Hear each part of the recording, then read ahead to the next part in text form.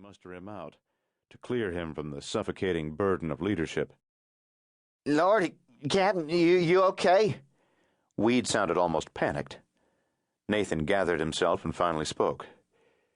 "Yeah, I think." The thin young soldier was accepting a piece of deeply stained cloth from Joe Bender. Nathan realized Bender must be the one in whose lap his head rested while his face was being wiped. Bender was as strong as an ox, but as attentive as Clara Barton when tending his captain. The cloth he'd handed Weed was covered with gore and brown grime. "Bender, Weed, you smell that?" "What? Smell what?" The two soldiers sounded puzzled.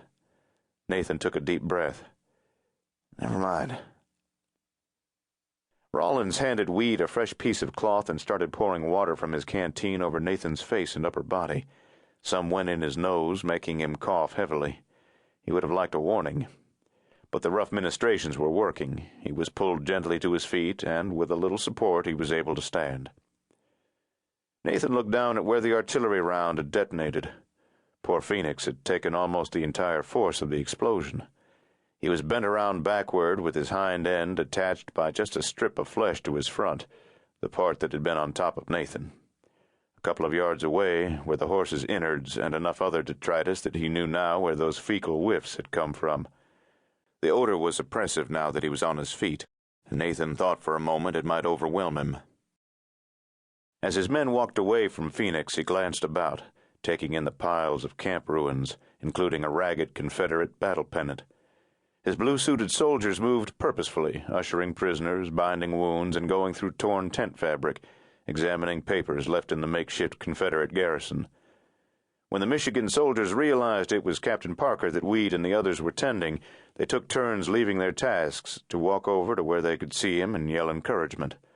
But as much as anything, they seemed to be reassuring themselves that he was up and about and ready to resume command. Nathan addressed Weed. "Who have we lost?" "Nobody, sir. We were all over them before they had a chance." "Seems to me there was somebody we weren't all over. Look at my horse." "He's full blowed up, sir," declared Ricketts, a gangly, slow-moving soldier with a knack for the obvious. Nathan racked his brain, trying to force his memory into some sense of order. He had just led his men of the 5th Michigan on another mounted attack, only unusual because they were infantry. The idea of doing lightning attacks on fixed positions from horseback had come to him last September at Chickamauga. He'd seen the results of one day's carnage earlier at Antietam, and it struck him then that the worst of the nightmare was simple attrition from exposure to hostile fire. The more time one spent standing there, reloading and tearing away at an equally motivated enemy with modern rifled weapons, the more likely one was to get killed or lose precious parts of oneself. At Chickamauga, after the bloodbath at Antietam, Nathan had talked General Rosecrans into letting his unit keep some horses they'd taken from the Rebs and use them as mounted infantry. He would ride his whole unit around fixed positions to engage the enemy on the flank, sometimes with 2 men to a horse. The downside was such aggressive actions ensured that in short order you'd be in the teeth of the enemy. The upside was you weren't going to be there long. You either overwhelmed them or they overpowered you. There was only time to reload once or twice at most. Either way, it was over quick, and the amount of casualties usually smaller than with infantry units. Parker's Rangers, the 5th was called. They were often into the thick of it first, but with the help of God, also one of the first out. 5th Michigan hadn't fought at Antietam. They arrived right after the savagery was over. It had stunned Nathan, the number of dead.